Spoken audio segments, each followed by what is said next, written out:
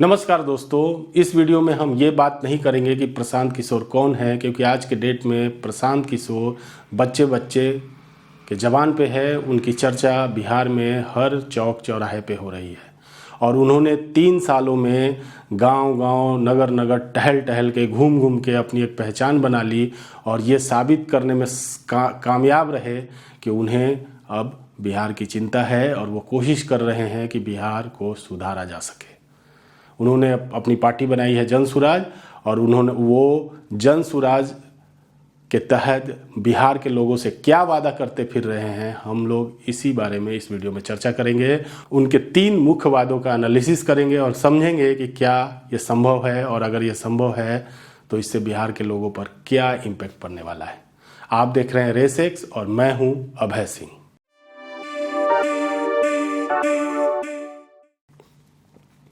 प्रशांत किशोर लोगों के सामने क्या क्या दावा कर रहे हैं, गांव-गांव घूम रहे हैं और लोगों से ये कह रहे हैं कि आने वाले 5 सालों में वो हर प्रखंड में एक वर्ल्ड क्लास स्कूल या नेतरहाट के मॉडल का स्कूल बनाएंगे।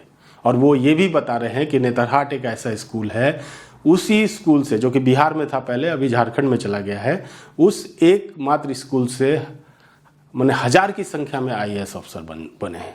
अगर एक स्कूल इतने IAS अफसर प्रोड्यूस कर सकता है तो अगर इसी तरह का स्कूल हर प्रखंड में 10-10 यानी आने वाले 10 सालों में 10 और पहले टेन्योर में अगर 5-5 बना दिए जाएं और सभी बच्चों को स्कूल बस में भर के अगर स्कूल तक पहुंचा दिया जाए तो आने वाली जो पीढ़ी का क्वालिटी होगा वो कैसा होगा, आप अगर सोच के देखिए। मुझे तो बहुत ही ज़बरदस्त आइडिया लगता है अगर ये कार्यान्वयन इसका हो जाता है तो। मैं आपको बताना चाहता हूं कि पूरे बिहार में 534 ब्लॉक्स हैं, यानी एक साल में 534 स्कूल बनाएंगे और 5 साल में करीब करीब 2500 स्कूल। अगर ये 2500 स्कूल सच में कार्य करने लगते हैं तो 5 साल में ही आपको फ़र्क दिखने लगेगा और ये फ़र्क बहुत ही ज़बरदस्त फ़र्क होगा, क्योंकि जो बच्चे इससे निकलेंगे ना वो गजब की क्वालिटी लेके निकलेंगे, उनको मजदूरी करने की ज़रूरत नहीं पड़ेगी। और उन्होंने ये भी कहा कि मुझे शिक्षा व्यवस्था को सुधारने में तो 10 साल लगेंगे, लेकिन जो बच्चे अभी स्कूल में पढ़ रहे हैं उनका क्या, उनकी ज़िंदगी का क्या। तो उन्होंने कहा उसके लिए भी सरकार साथ खड़ी है। अगर उन्हें अपने इलाके का सरकारी स्कूल पसंद नहीं आ रहा है तो वो शौक़ से किसी भी अच्छे प्राइवेट स्कूल में पढ़ सकते हैं और उसका एक रेगुलेटेड फीस जो गवर्नमेंट तय करेगी वो उनको दिया जाएगा। चाहे वो गवर्नमेंट स्कूल में पढ़ेंगे तब तो फ्री रहेगा, अगर वो प्राइवेट स्कूल में पढ़ाते हैं जब तक कि उन्हें सरकारी स्कूल पे भरोसा ना हो जाए तब तक सरकार उस फीस का वहन करेगी। तो सोचिए, अभी का जो शिक्षा व्यवस्था है उसके साथ भी सरकार लोगों के साथ कंधे से कंधा मिलाकर खड़ी है। अब इसमें आप कुछ लोग कहेंगे कि कालाबाजारी होगा, ये होगा। चलिए ठीक है, हर योजना में कुछ ना कुछ लूप होल्स होते हैं, तो हम अभी उसकी बात नहीं करते हैं। हम सिर्फ पॉजिटिव बातों का सपना देखते हैं। अगर ये कामयाब होता है तो आने वाले 10-15 सालों में बिहार से निकलने वाली जो जनरेशन होगी उसकी क्वालिटी ही एक अलग स्तर की होगी और पता नहीं वो इस राज्य को कहाँ से कहाँ पहुँचाने का मादा रखेंगे। तो मैं बहुत एक्साइटेड हूँ इस योजना को सुन के, अगर वो ऐसा करते हैं तो। शिक्षा की योजना के बाद उन्होंने कहा कि ये तो 15 साल तक के बच्चों के लिए है, लेकिन 15 से 50 साल के लोगों के लिए क्या। उन्होंने तो अपनी 50 साल जो पढ़ना था करना था कर लिया।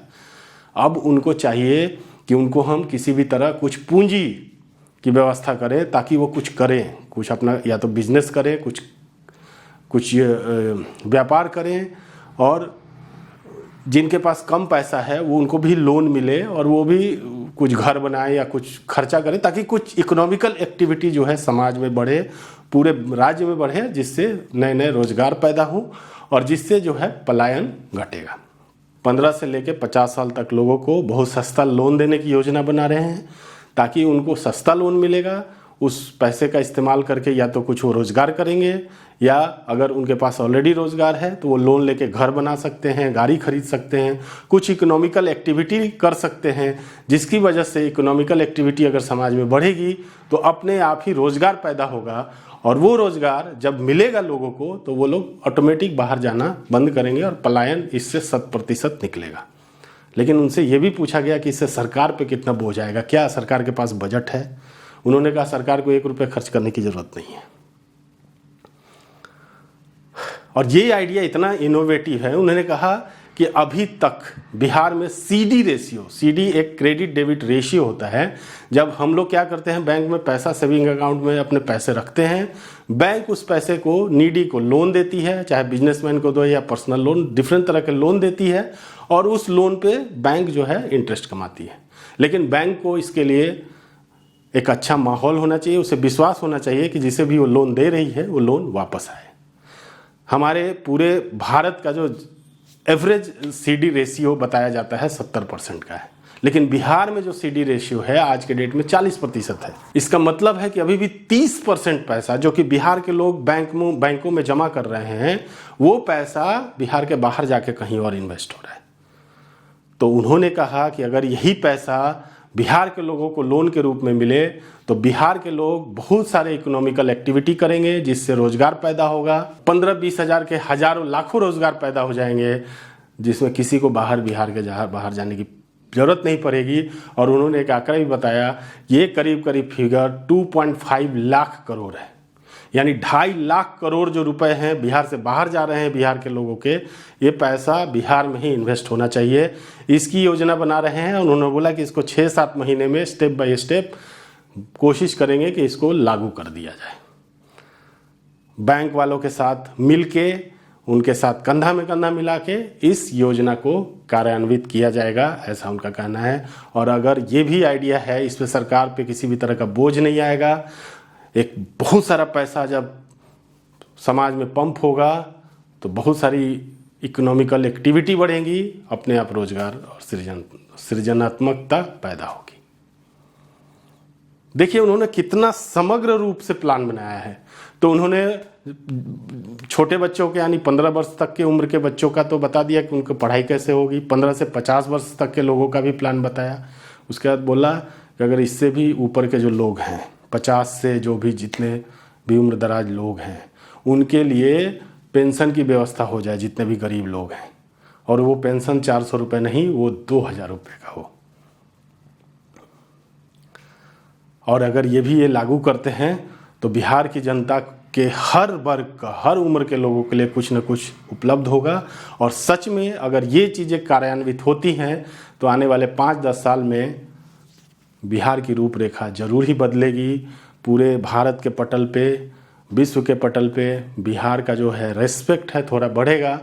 और मैं भी चाहता हूँ कि प्रशांत किशोर अगर ये बातें घूम घूम के कह रहे हैं तो बिहार के लोगों को भी इन बातों को सुनना चाहिए, उसको अपने बुद्धि विवेक से उन सारी बातों का एनालिसिस करना चाहिए। और अगर लगता है कि इन सब चीज़ों को क्रियान्वयन करने से कुछ फ़ायदा होने वाला है तो ज़रूर उन्हें वोट देना चाहिए, क्योंकि नई आइडिया है, नई सोच है। अगर उसे लोग सपोर्ट नहीं करेंगे तो वो भी सोच गर्त में चला जाएगा। फिर वही जात पात, हिंदू मुस्लिम, मंदिर मस्जिद के ऊपर वोट देने की ज़रूरत पड़ेगी। तो अगर आपके पास ऑप्शन है तो इसको आजमाने में क्या दिक्कत है। तो मैं सभी से, जो भी लोग भी ये वीडियो देख रहे हैं, उनसे मैं रिक्वेस्ट करूंगा कि प्रशांत किशोर को सुनिए, वो क्या कहना चाहते हैं, उनकी बातों में वजन है कि नहीं है। क्योंकि political point of view, politics में उनसे ज़्यादा जानकार अभी कोई है नहीं। उन्होंने प्रूफ करके दिखाया है।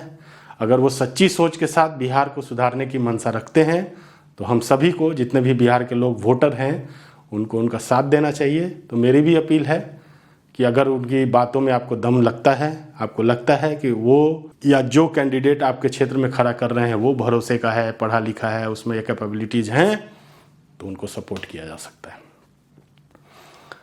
इस वीडियो में इतना ही। ये वीडियो आपको कैसा लगा कमेंट करके ज़रूर बताइए। वीडियो पसंद आया तो और भी बिहारी लोगों को शेयर करिए ताकि वो समझ सकें प्रशांत किशोर का ये जो वादे हैं उसके अंदर की कहानी क्या है। और अच्छा लगा तो लाइक ज़रूर कर दीजिएगा। मिलते हैं ऐसे ही किसी ज़बरदस्त वीडियो में, तब तक के लिए नमस्ते।